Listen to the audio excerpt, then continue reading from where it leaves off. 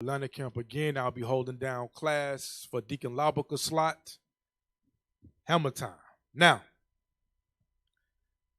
the title of today's or tonight's class, rather, is called The Alpha Male. The Alpha Male. So now, there are many discussions that we see nowadays of what is a true alpha male, right? We hear about beta males, we hear about alpha males, and everybody's trying to fit or trying to give their depiction or perception on what an alpha male is. But we're going to dig into the scriptures and see what the Lord deems what an alpha male is, all right? So let's dig into it. First script we have, let's go to Proverbs chapter 23, verse 7. Proverbs chapter 23 and verse 7. Proverbs chapter 23, verse 7. For as he thinketh in his heart, so is he. Eat and drink, saith he to thee, but his heart is not with thee. Read that from the top again. For as he thinketh in his heart, so is he. So the scriptures tells us, as you think, that's who you are. Your thoughts is your reality. Your perception is your reality. So first and foremost, if you deem yourself, if you strive to be an alpha male, the first thing that got to change is your mind.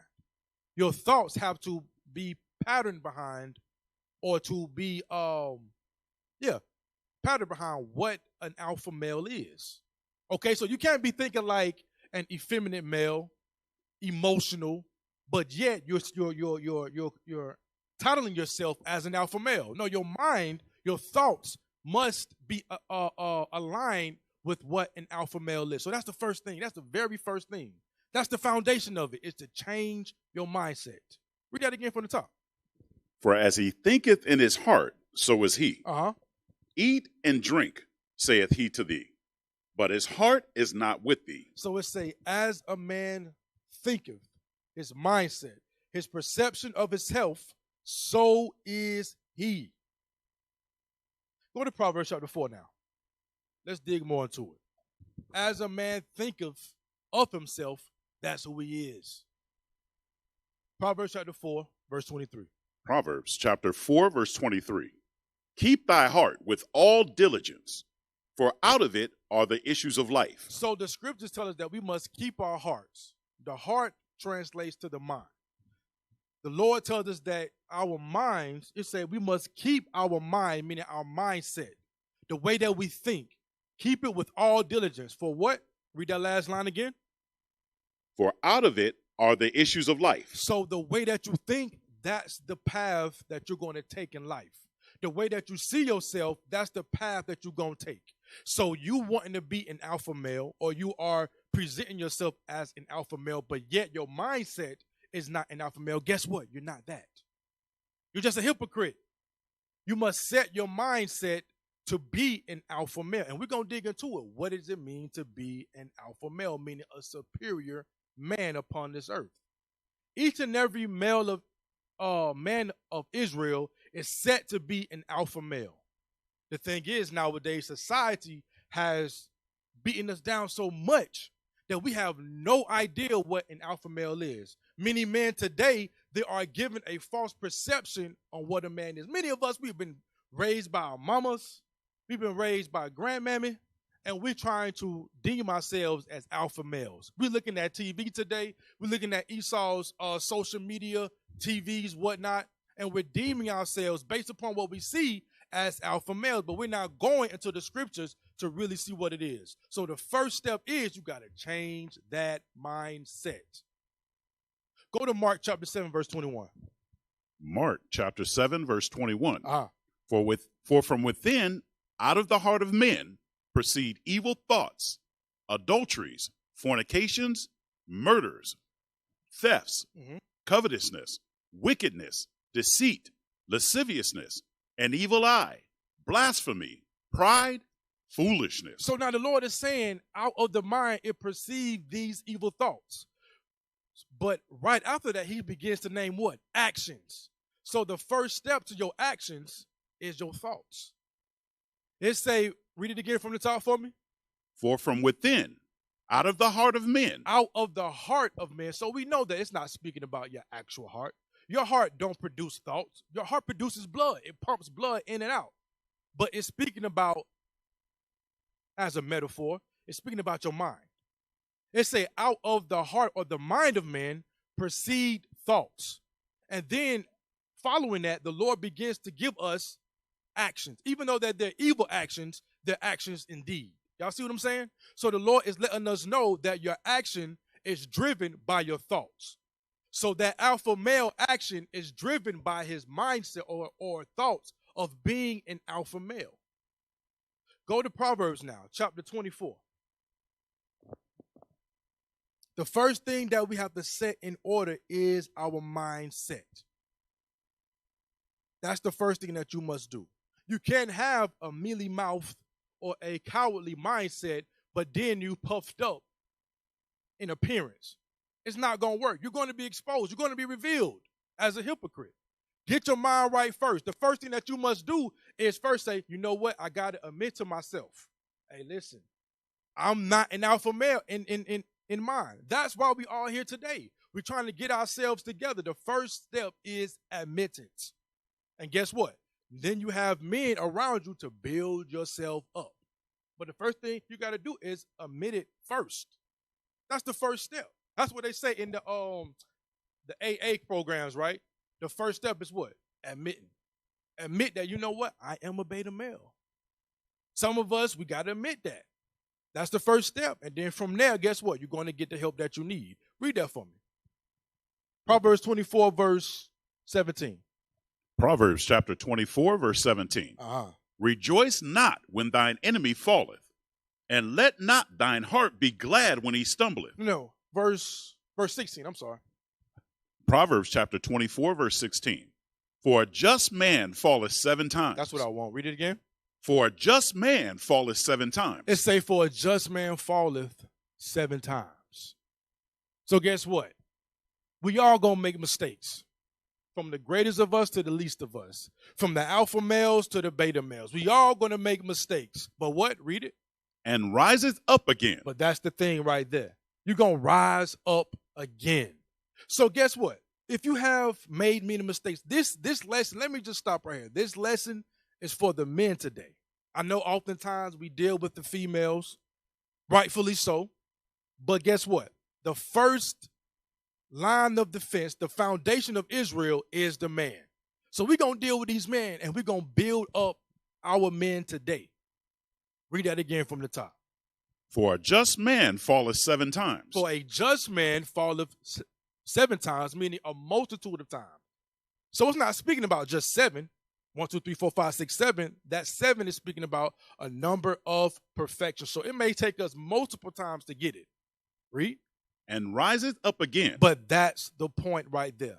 A real man, he's going to rise up from the mistakes that he made, right? A weak man is going to just wither away. They make mistakes. They're going to always make excuses for their mistakes. They're going to just justify themselves from those mistakes. They're going to basically they're going to beat themselves down from their mistakes. Nah, a real man, an alpha man, he's going to admit that he's going to make mistakes, but guess what? He's going to correct those mistakes.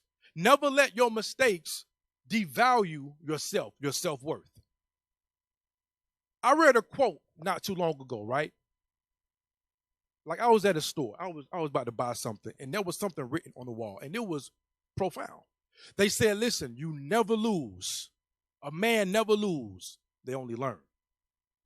A man will never lose. There's no a loser in the mindset of an alpha male. An alpha male learn. Go to Romans 15:4 real fast. Romans chapter 15, verse 4. For whatsoever things were written aforetime were written for our learning. So everything that was written within these scriptures, all the accounts that was made within these scriptures were written for our learning. Read on. That we, through patience and comfort of the scriptures, might have hope. So it said that we, through patience and what? Comfort of the scriptures, Read. might have hope. So the Bible itself gives us examples of the mistakes that our forefathers and foremothers made. And we must change or adhere to these mistakes and not make those same mistakes again. That's the whole point, or one of the points of the Bible. And alpha male is going to see his mistakes and correct those mistakes. Not sit there and wallow within his mistakes. Not sit there and just fade away and make excuses. No, he's going to be a man, stand up, and he's going to change the mistakes that he made. So that's one asset right there. That's the foundation of it right there. Changing your mindset. So now let's go to the next verse. Let's go. Let's go to Proverbs chapter 29 and verse 18. Now let's get to it. So now that we established that the first thing that we got to change is our mindset, setting our minds aright. First off, admitting to ourselves, you know what, I'm falling short of where I should be. Now you getting with other men, experienced men, senior men, and getting with them and gathering experience from them, gathering counsel from them, right? And learning from it, applying it. Now let's get to the steps to build yourselves up to be that righteous or that alpha male. Go to Proverbs chapter 29, verse 18. Proverbs chapter 29, verse 18. Where there is no vision, the people perish. So now, this is one of the major pillars of being an alpha male. An alpha male must have a vision. He must have a plan. He must have a mission that he's working towards. If you don't have that, you ain't no man. So if you don't have that, you need to fix it. Now, there's nothing wrong with, we all are coming here to get fixed. So there's nothing wrong with you having issues. The problem is when you have issues and you don't seek solutions. The Bible gives us solutions, right?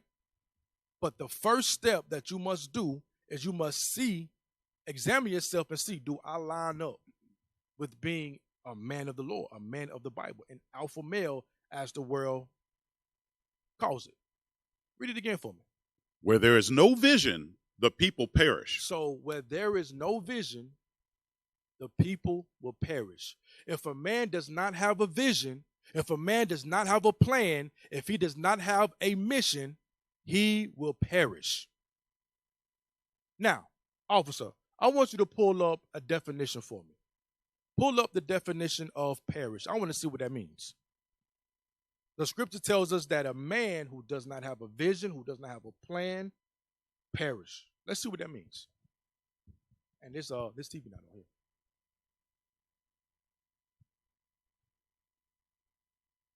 Do me a favor, turn this TV on for me. I got the definition. You got it for me? Go to the Merriam-Webster. Go to that one. I want that definition. And officer, turn this on for me right here. This monitor, please. Read that for me. I want the definition of perish. Perish, to become destroyed or ruined, cease to exist. To do what? Cease to exist. Keep reading. Number 2, chiefly British, deteriorate or spoil. That's what I want. Deteriorate or spoil. You have no more value. You are useless as a man. A man without a plan is useless. He will wither away. So as men, those who are trying to achieve themselves as men, the first thing that you must set in place is a plan, is a mission and objective. And let's prove it, because the Lord, he gave us examples of that to the first alpha male, which was Adam. Go to Genesis chapter 2, verse 7. Men, if you want to become an alpha male, the first example that you need to look to is Adam. Adam was the alpha male.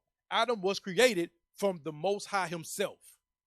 So let's see the example that the Lord gave us. Go to Genesis chapter 2, verse 7. Genesis chapter 2, verse 7. Read. And the Lord God formed man of the dust of the ground. So now the Lord formed man from the dust of the ground. This man is speaking about Adam. He was formed from the dust of the ground. Read. and breathed into his nostrils the breath of life. And it was, all right, read. So he was living now, right? Read. And man became a living soul. Now jump to verse 15 now.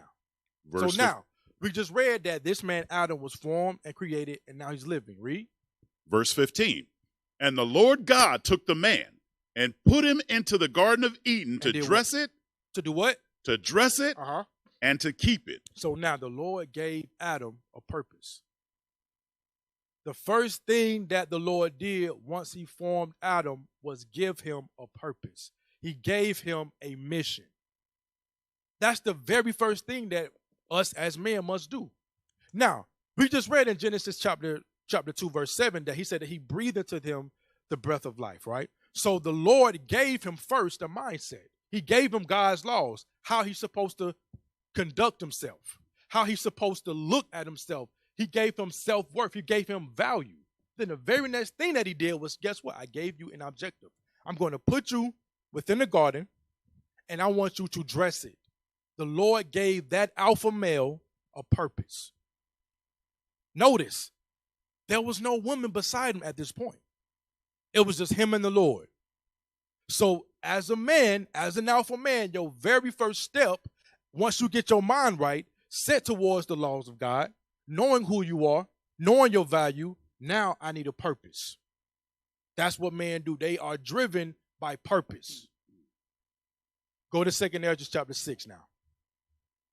Because there was more than just dressing the garden. The Lord gave Adam another purpose. Read that. 2 Ezra chapter 6. And start at verse 54, please. 2 Ezra chapter 6, verse 54.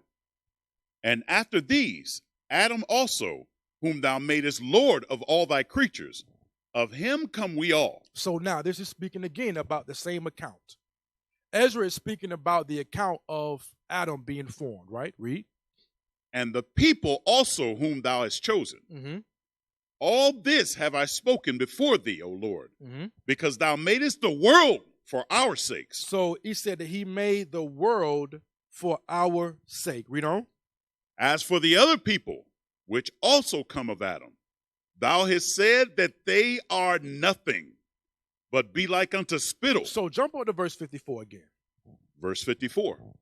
And after these, Adam also, whom thou madest Lord of all thy creatures. Stop. That's what I want right there. The Lord made Adam Lord over all the creatures. The creatures include the other nations, the beasts, the fish, the fowls of the air. He was made to rule over all these nations and beasts and creatures of the earth. What did he rule them with? He ruled them with the laws of God. His duty, his mission, his objective then was to rule over the people by judging them by the laws of God. That was his purpose. This man had a purpose. Everybody else, notice these nations, guess what? They had their women. Like in Genesis, it said man created he them, meaning that he made for the heathen man a woman. But Adam, he didn't have nobody. Why? Because the Lord had him occupied with his work.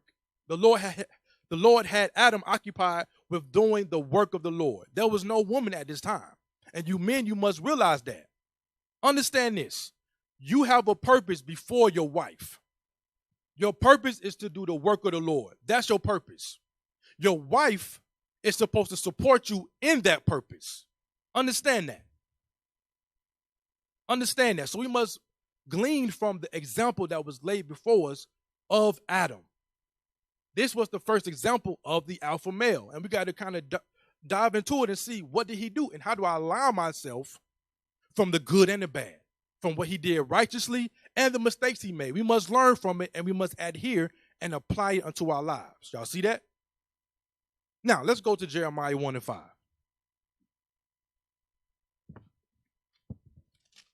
Jeremiah chapter 1, verse 5. Read. Before I formed thee in the belly, I knew thee. And before thou camest forth out of the womb, I sanctified thee. Wait a minute. This is the Lord speaking directly to Jeremiah. This is the Lord speaking to Jeremiah saying, listen, before you was even born, I knew you. Read that again. This is heavy. Before I formed thee in the belly, I knew thee. So the Lord knew him. The Lord knew Jeremiah before he was even born, before he was even conceived in his mother's womb. Read on. And before thou camest forth out of the womb, I sanctified thee. He sanctified him, meaning he separated him for his work. Read on. And I ordained thee a prophet unto the nations. So the Lord gave Jeremiah a purpose even before he was born. He was already given a purpose. And that's what we must aspire to do as men. We must be given the Lord gave us a purpose. We must recognize it. That's the thing here. We must recognize that men, we have a purpose. And the Lord gave us purpose even before we was conceived. Because that wasn't just for Jeremiah. That's all the men of Israel. Before we was formed in the womb, the Lord already knew us. And he said, I want you to do this. You're going to be a prophet. You're going to be sanctified or separated to do my work. So understand that is your foundation. That's what you must do. That is your very purpose. Read it again from the top. Jeremiah chapter 1, verse 5. Before I formed thee in the belly, I knew thee. And before thou camest forth out of the womb, I sanctified thee. So he sanctified us. He gave us a purpose. Now, let's go to Sirach chapter 33. Sirach chapter 33, and I want verse 27. Ecclesiasticus chapter 33, verse 27. Send him to labor, that he be not idle, for idleness teacheth much evil. So now, the Lord said, listen, I have to give you a purpose so you do not be idle, man. Because what it say again? Read that from the top again for me. Send him to labor. Send him to labor. Give him a mission. Read. That he be not idle. So he will be not idle. Give the man an objective. Give the man a mission. That he be not idle. Read. For idleness teacheth much evil. So if that man be idle, he's going to be in all manner of sin. So the Lord had to occupy men, give him the work of the Lord, so they would not be involved in the sins of America, in the sins of the heathen. So there's a purpose behind it. You men, you have an objective to do. That your very purpose as a man, your entire life is surrounded by the work of the Lord. Understand that. Go to Ecclesiastes chapter 12. You know what I want? Chapter 12, verse 12. I think that's what it is. No. Yes, that one. Yes, sir. Ecclesiastes chapter 12, verse 13. Let us hear the conclusion of the whole matter. So this is the objective of life, specifically for you men. King Solomon is about to break it down for you right here. If you don't read nothing else within the Bible, read this scripture right here. Read that. Fear God. Fear God. Fear the judgments of God. Read. And keep his commandments. That's your whole duty of man. Oh, finish it. I'm sorry. I jumped ahead. Oh, no. For this is the whole duty of man. Y'all see that? That's the duty of man right there. It's to follow what the Lord say. Oftentimes, many men, they follow their woman. That is completely out of order. And as we will read later on, guess what? The Lord can't use you. Ain't no way that a man who is supposed to rule over the nations, if you can't rule over your woman, or at least not be distracted by your woman or be derailed by your woman, you can't rule over these nations. The Lord comes first. Guess what? The Lord will put certain things in your way just to see, do you love that more than me? Whether it's your wife, whether it's your child, whether it's your job, he's going to put certain things in place to see, where do your loyalty lie? Understand that. And what we're here to tell you tonight, your loyalty shall lie with the Lord. He gave you a purpose before you was even thought of. So that's your foundation. Now, once you develop a purpose, once you get your mindset right? Once you acknowledge your purpose, now you must focus on that purpose. Don't get bored by the purpose of the Lord. Many of us, many brothers, they fall out the truth because they get bored, right? The cares of the world take them away. They looking outside and they seeing the sinners having a good old time, right? and they want to be where they are. Because guess what? Sin is fun. But the Lord say, no, stay focused on what I have set before you. 1 Corinthians chapter 7, verse 29. 1 Corinthians chapter 7, verse 29. But this I say, brethren, the time is short. It remaineth that both they that have wives be as though they had none. So this is heavy. This is Paul speaking, right? Paul is letting us know that our time is short, meaning that the return of Christ is nigh, meaning it's very, very near.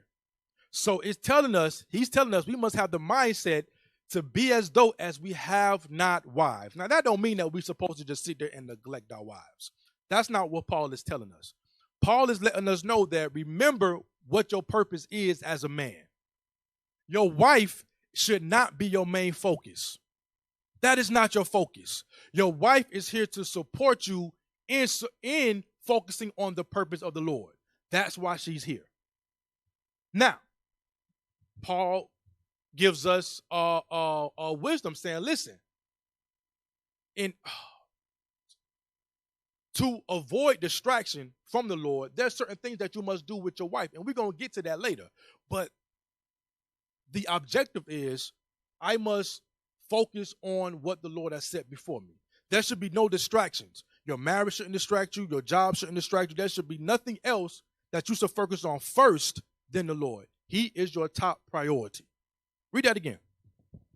1 Corinthians chapter 7, verse 29. But this I say, brethren, the time is short. It remaineth that both they that have wives be as though they had none. So guess what, man? We're supposed to maintain the mindset that the Lord comes first. The Lord comes first. And guess what? Whether they want to admit to it or not, the woman is attracted to a man who is not fully focused on them. Believe it or not, a woman is wired to support a man. Guess what? If a man is fully focused on a woman, these women nowadays, they'll be bored with him, right? You as men, if you ever notice that, you would see women, they would deal with a certain beta male or one who is devoted to their woman. Yes, they will appeal to them, but they're not going to be fully attracted to them. They will always have that eye on that man who was set on a mission, who was set on an objective. Believe that. A woman is attracted to a man who has an objective, who has a focus, and who is not allowing anybody or anything to derail them from that focus. That is very attractive.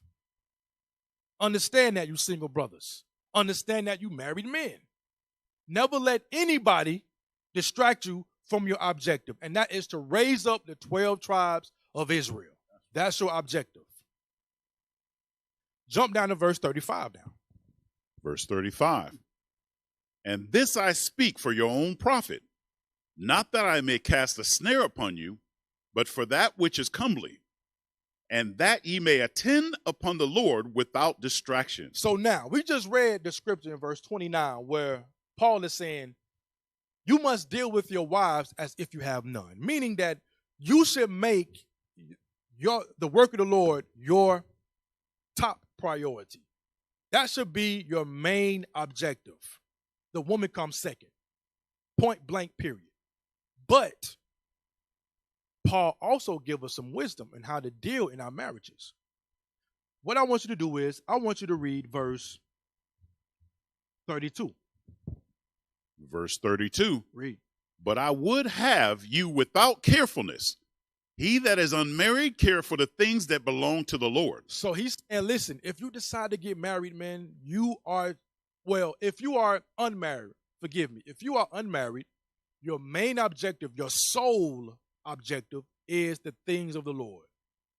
That's your objective.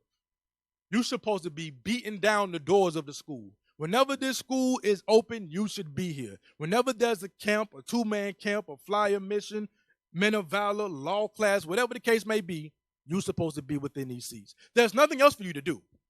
Nothing else. Once you finish working, your objective is, what can I do for the Lord? That's for unmarried man. But let's see about a married man. Read on.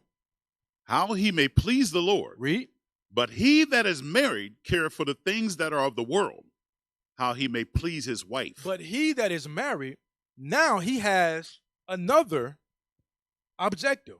Not saying that that's his top objective or priority. He's saying he has another objective, and that's his wife. He's saying once you get married, there are times where you must do certain things to please your wife. But what is the purpose of doing that? Is that to be this Casanova who is devoted to his wife, right? Happy wife, happy life. Is that why? No. Paul give us the reason. Jump now to verse 35. Verse 35. And this I speak for your own profit. So he's given us this counsel because this is for your own profit. Read. Not that I may cast a snare upon you. Read. But for that which is comely. For that which is comely, meaning that this is a benefit for you. Read. And that ye may attend upon the Lord without distraction. Do you see the purpose that Paul is giving us? He's saying, listen, there are times where you may have to take your wife out. There may be times where you may have to go on vacation. There may be times where you may have to buy your wife a gift, right? But the objective is so you could attend unto the Lord without distraction. Because guess what? If you don't do certain things like this, your woman will become a distraction unto you. Why you don't take me out no more? Why can't I go on a vacation? When can I go on a cruise? That becomes a distraction for the man. So Paul is letting us know, like, listen, there may be some occasion where you're going to have to take time out for your wife, but the end result is so you can do the work of the Lord without distraction. Understand that. Understand that. It's never to be, I got to cater to my woman. That is not an alpha male. So if you have that spirit on, you got to change that spirit. Change that spirit, man. Let's keep going. Let's go to Genesis chapter 26 and verse 8. Because our forefathers, he gave us an example of this as well. Abraham gave us this example. Read that. Genesis chapter 26, verse 8. Uh-huh. And it came to pass, when he had been there a long time, that Abimelech, king of the Philistines, looked out at a window and saw, and behold, Isaac was sporting with Rebekah his wife. So Isaac, he was sporting with his wife. I mean, he was flirting with his wife. He was having a good time with his wife, right? He was doing this. Why? So he can avoid distraction from doing the work of the Lord. There's nothing wrong with having a good time with your wife. There's nothing wrong with that. But don't get so distracted where now your main focus is on your wife. That's not a man of the Lord. That is not an alpha male. You are living or you are performing as a beta male. You are supposed to be the top tier. You understand that? But you have to sometimes use wisdom so you can continue to do the Lord's work without distraction. Okay? Let's go to Deuteronomy 24 and 5.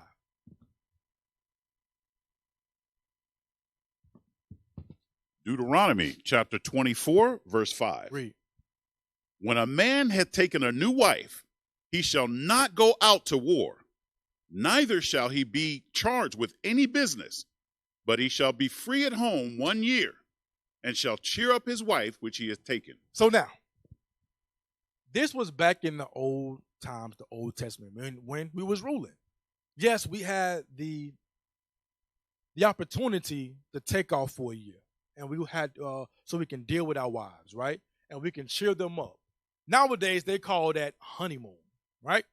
But the Lord say, listen, there will be a time when you can deal with your wife, right? Once you get married, you can deal with it, you can cheer her up, right? Y'all can have time together, y'all can grow together, y'all can build together.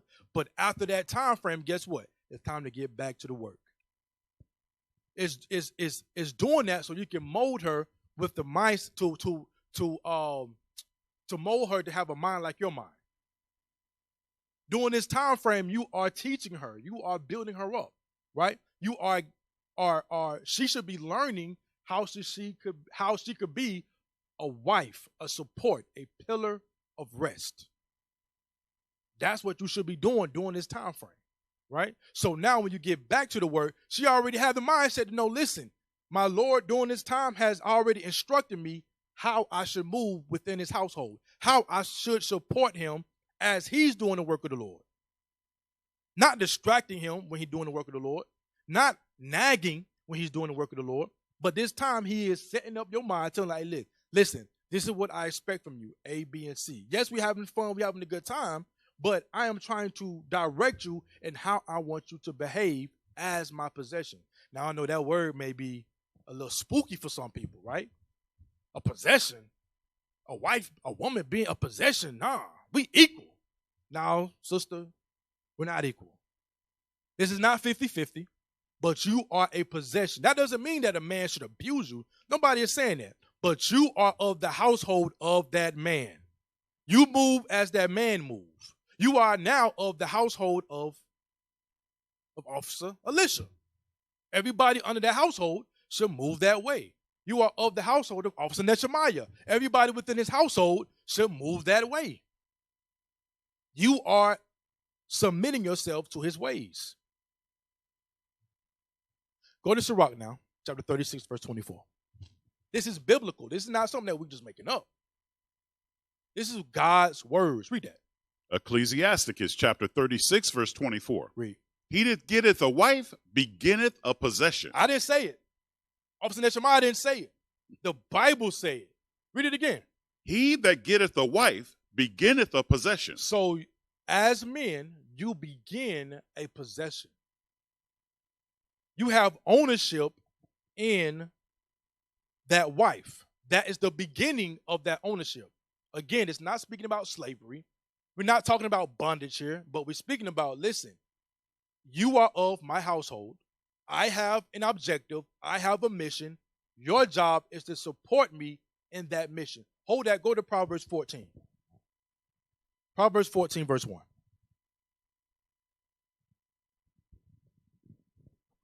Proverbs chapter 14, verse 1. Read. Every wise woman buildeth her house. So every wise woman buildeth her house. Every wise woman, meaning that she has some smarts about her. She understands life. She understands her role. She realizes the benefit of these scriptures. It say every wise woman buildeth her house, meaning her Lord's house. She supports her Lord's house. Read on. But the foolish plucketh it down with her hands. So the foolish woman, the woman who want to be 50-50, the woman who don't want to submit, the woman who thinks that she is equal to the man or above the man, she is a foolish woman and she plucks down the house, meaning essentially she is plucking down the nation. She has no part in this nation. The Lord gave us the divine order. It's man, woman, it's the Most High, Christ, man, and woman. If you go outside of that, you're foolish. Understand that. A wise woman understands her role, understands her power within that role, and she builds her Lord's house. Let's go back. Go back to Ecclesiastes chapter 36 again, verse 24. Ecclesiasticus chapter 36, verse 24. Read. He that getteth a wife beginneth a possession. He that getteth a wife beginneth a possession. Read on. A help like unto himself. A what? A help like unto himself. It said a help. A help like unto himself. Meaning that the woman is supposed to be a support of that man who has the same mindset of that man. That's the purpose of a woman. And a real woman, when she acknowledges that she's with an alpha male, she will submit unto that. A real woman would. Now you have foolish women who would try to buck up against you and try to intimidate you, right? But guess what? The scriptures say a wicked woman is the portion of a wicked man. Meaning, guess what? If you allow that, she will rule over you. But it say, but the righteous shall escape from it. Meaning that, guess what? A real man will remove himself from that situation. If that woman don't realize and don't have the mindset to submit, she is a foolish woman. You must escape from her. The Lord is going to set it up where you can escape from that. So there are instances where there are some real men who was dealing with the foolish woman.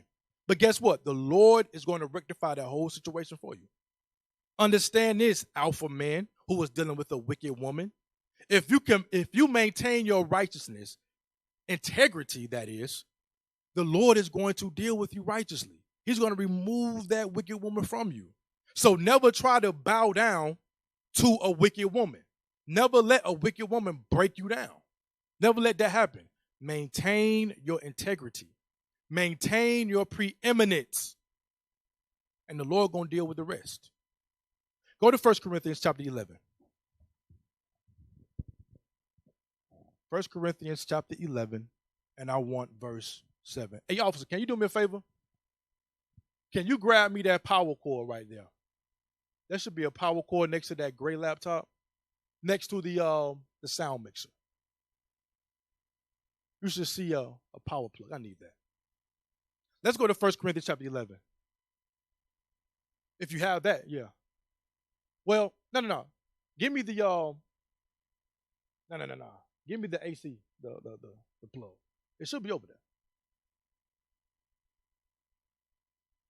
No, like a laptop plug. Yeah, it should be over there. 1 Corinthians chapter 11, verse 7. 1 Corinthians chapter 11, verse 7. For a man indeed ought not to cover his head, for as much as he is the image and glory of God. Mm-hmm.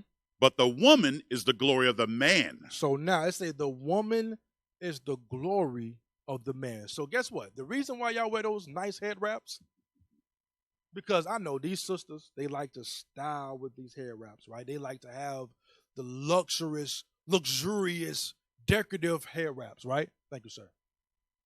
But yet they call their man a band at the house. It makes absolutely no sense. The head covering, thank you, sir. The head covering is a sign that you are submitting to your man, because you, women, are the glory of that alpha man. Read on. For the man is not of the woman. Read that again. For the man is not of the woman. The man is not of the woman. The man focus is not for you sisters. The man focus is for the Lord. Read on. But the woman of the man. But the woman is for the man. There's no 50-50 within these scriptures. There's no 50-50 within this truth. The scriptures say, listen, the man is to focus on Christ. You women are supposed to be focused on that man. It's perfect. It makes perfect sense. How can he be 50-50 with you women? How can he be that and then still have focus on Christ? What you're saying is, listen, I'm trying to be your God. I'm trying to be your leader with that 50-50 crap. They try to dress it up and say, no, it's equal. We're equal. No, you're trying to be his God. That's what you're trying to be. But an alpha man is not going to stand for it. He's not going to stand for it. Go to Genesis now. Go to Genesis chapter 3, verse 16. Genesis chapter 3, verse 16.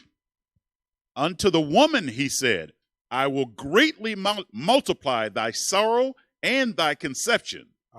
And sorrow thou shalt bring forth children, and thy desire shall be to thy husband. You see the purpose of the woman? The purpose of the woman is for her desire to be to her husband. She should desire to please her husband. Guess what, sisters? The Lord gave you a monthly reminder. A monthly reminder of your role. Because your foremother, she stepped outside of that role. He said every sister from now on will get that monthly reminder. Now I know it's and its pains and its discomfort. Every single month, that's a real some of you sisters in. But for some reason, that's not working. For some sisters, it's going to take more. Some sisters, they're going to get it. Hold that. Go to 1 Timothy real fast. I want to show you something. Go to 1 Timothy, I think it's 5. The Lord has given you certain signs, certain pains, certain reminders to say, listen, remember what your foremother did. Submit unto that man. As long as that man is not leading you into sin, just submit to him. What's the problem? Read that. 1 Timothy, I think it's chapter 5, where it says, she shall be saved. I'm not looking at it. Hold on. Let me get it.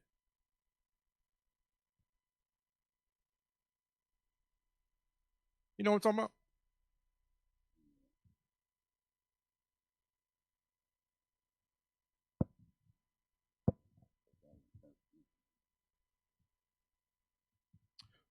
about? First Timothy chapter 2, I'm sorry, verse 15.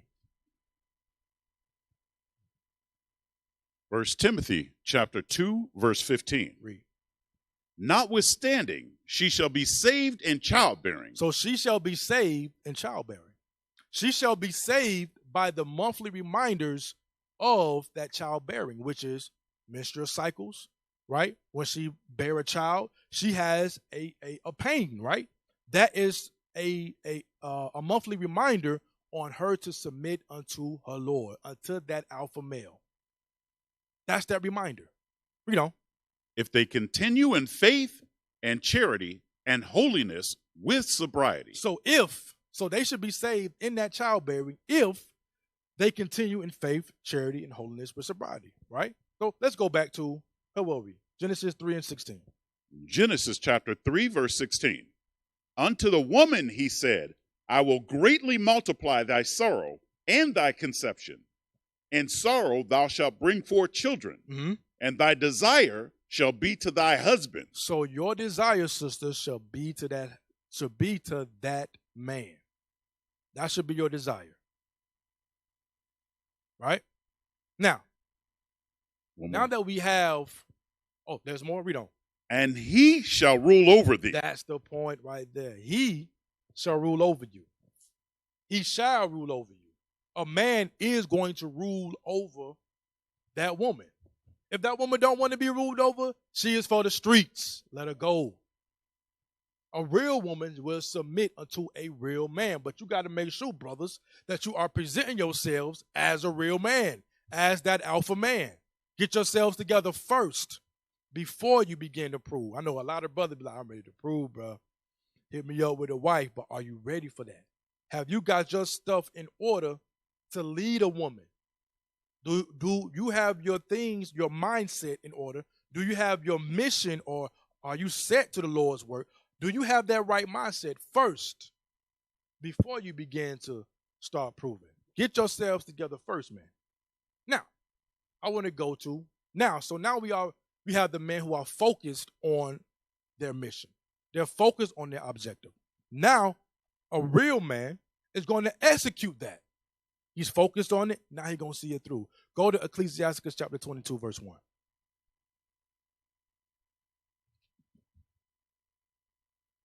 Alpha men, right?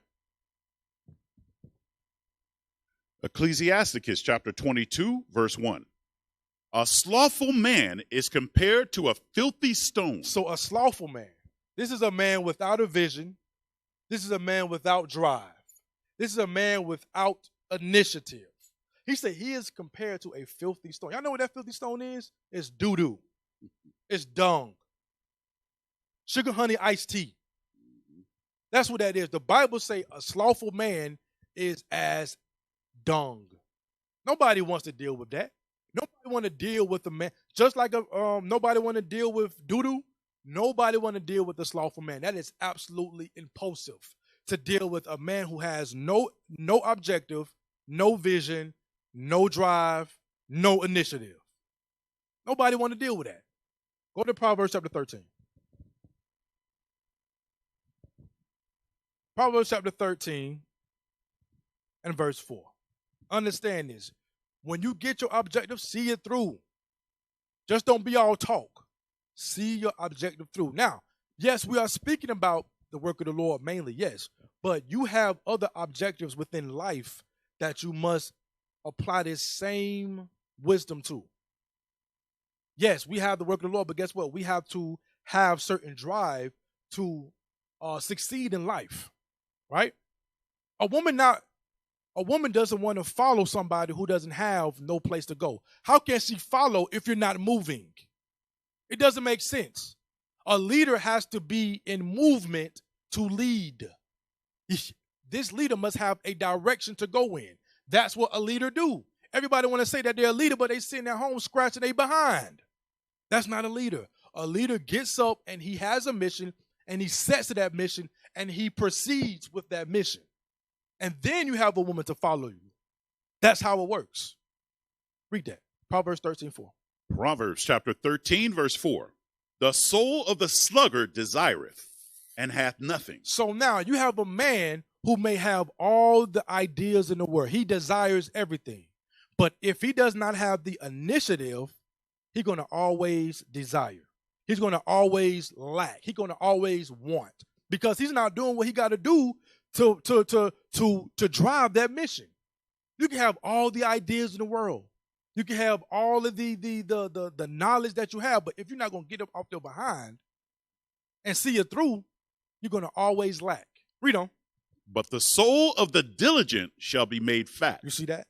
But a man who is diligent, a man who has that drive and is diligent in that drive, is not going to make or let certain shortcomings derail him. He's going to be what? He shall be made what?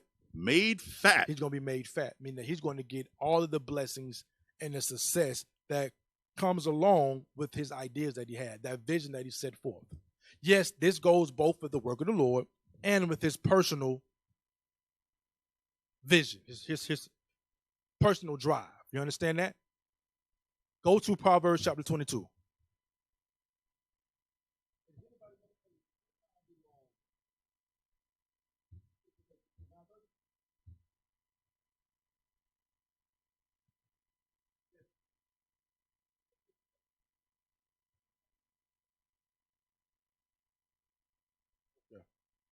All right, I think, yeah. Hey, figure that out for me, officer. Go to Proverbs chapter 22, verse 13. Proverbs chapter 22, verse 13. The slothful man saith, there is a lion without. I shall be slain in the streets. So now, there's a slothful man who has every excuse in the world why he should not go through with his vision. That is not an alpha man. An alpha man don't make excuses. He makes solutions. That's what a man does. That's what a real man do. So if you have a vision, never make excuses. Never let mistakes or shortcomings stop you or slow you down. You make solutions. That's what a real man do, a problem solver. That's a real man. How can you be a leader in the nation and you don't have solutions, or you're not a problem solver? A leader is one who trailblazes. He makes the way. He trails the way. He trailblazes, right? In doing so, there are issues that he got to have solutions for. That's what make him the leader. And everybody else just follow behind that. A leader is a problem solver. Go to Proverbs 20 and 4. Proverbs chapter 20, verse 4. The sluggard will not plow by reason of the cold. Therefore shall he beg in harvest and have nothing. So it said, read that again. Read that again from the top. The sluggard will not plow by reason of the cold. So you see that? Now, a sluggard would not plow by reason of the cold. A sluggard is one who would say, you know what, that's too hard. The cold is too bitter for me. It's too hard for me.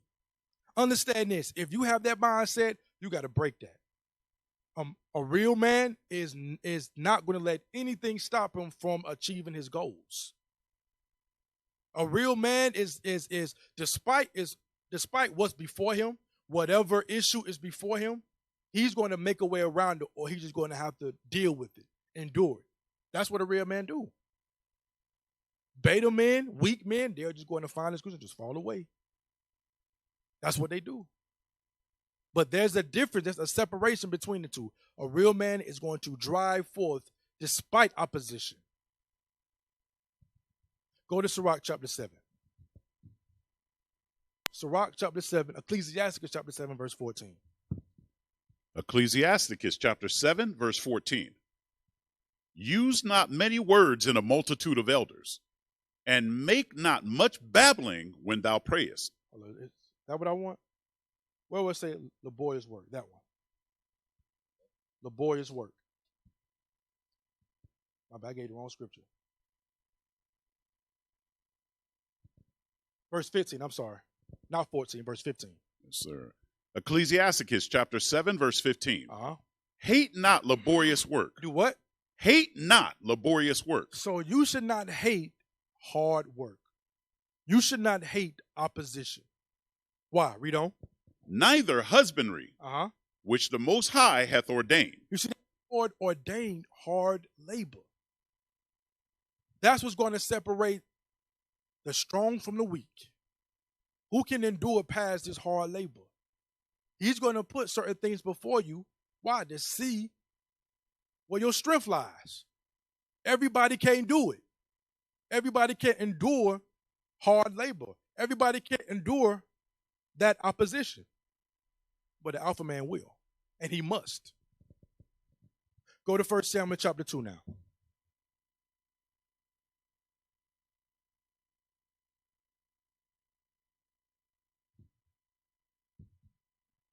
First Samuel chapter 2 and verse 3. 1 Samuel chapter 2, verse 3. Talk no more so exceeding proudly. Let not arrogancy come out of your mouth. For the Lord is a God of knowledge, and by him actions are weighed. What's weighed? Actions are weighed. Actions are weighed. Actions. Not your words, not you just having these great ideas, but you are actually putting forth action towards those ideas. That's what the Lord weighs. That's what he acknowledges. So you can have all the ideas in the world. You can have all the knowledge in the world, all the wisdom in the world. But if you're not going to put forth no action, you're nothing. Understand that. Go to James chapter 2. Understand that. Put forth action behind your ideas, man. Set forth, get your objective set, and now you have to be focused on that objective, have no distractions, and now you must have action behind that. Read that. James chapter 2, verse 24. James chapter 2, verse 24. Read. Ye see then how that by works a man is justified. And Hold not on, what? By works a man is justified. By works, by actions, a man is justified. Read on. And not by faith only. And not just by talk. Not just by ideas. Not just by what I wish. Not just by dreams. He said by actions, by works, a man is justified. So a man must do something to be justified. Y'all see that? Now, I want you now to go to, let's see how much time. You got that for me yet, officer? The time? Nothing yet? Okay.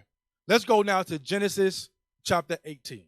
So now we dealt with how a man is supposed to have action, right? Now let's get with another subject. A man leads. He leads. Go to Genesis 18, verse 19. Genesis chapter 18, verse 19. For I know him, that he will command his children and his household after him. So now this is Abraham.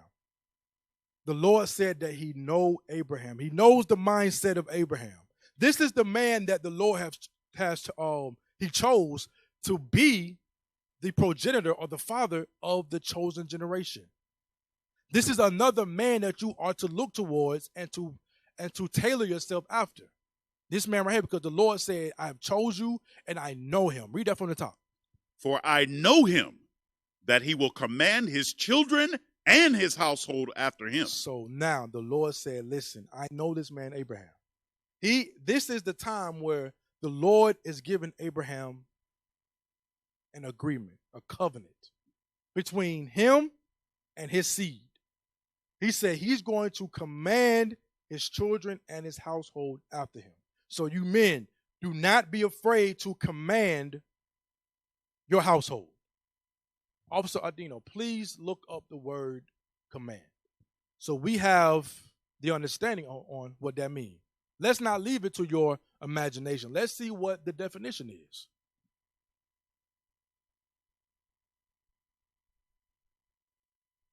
Let's see what the word command means. Let's read that, officer.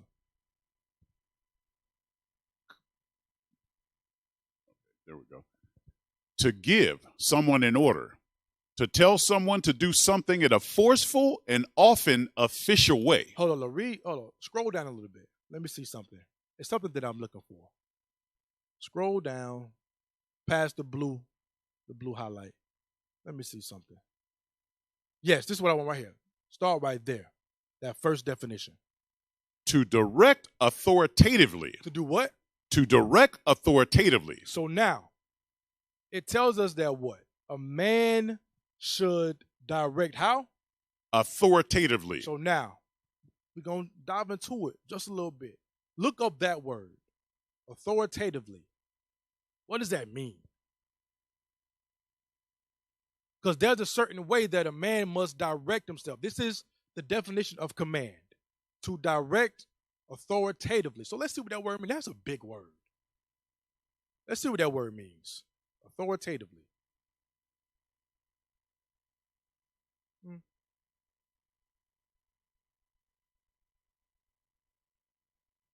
Read that. Read that. Definition of authoritative.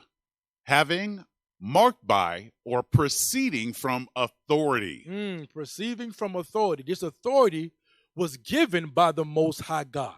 He gave you men authority over your household. Read definition number 2. Possessing recognized or evident authority. Of what? Evident authority. So now, you men, you must have the aura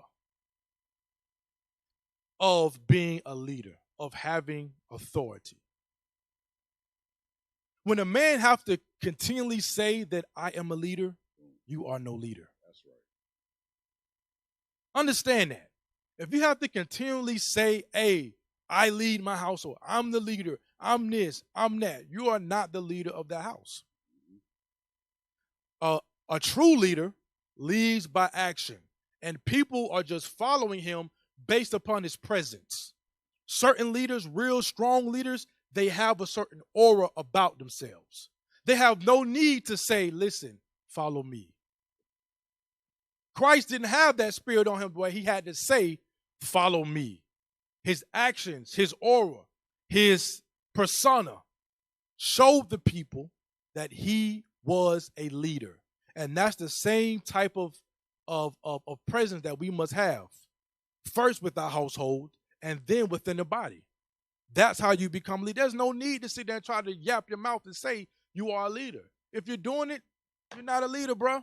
Understand it. You're not a leader. Let's go back to that definition, officer. I want to go back now to the definition of command. Remember, we are still in Genesis 18 and 19, where it talks about, thank you, sir. All right. We're going to have to end it now. We got to end it because Fix Your Face about to come on. Yeah. Shoot. Read Genesis 18, verse 19 real fast. Thank you, Cap. Genesis chapter 18, verse 19. For I know him, that he will command his children and his household after him. And they shall keep the way of the Lord, to do justice and judgment, that the Lord may bring upon Abraham that which he hath spoken of him. So now, Abraham was a leader. He commanded his household, and his people followed after him. It wasn't that he had to sit there and try to jack them up and try to force them to follow him. They realized that he was a true leader, and his household, including his wife and his children, they followed after him. So I got to stop short right here. Fix Your Face is about to come on. Lord's will, one day I can finish this. One day, Lord's will. I pray that you brothers and sisters, y'all have received some type of edification from this class, and be ready for Fix Your Face. All right? And with that, we say shalom. Most High in Christ bless you.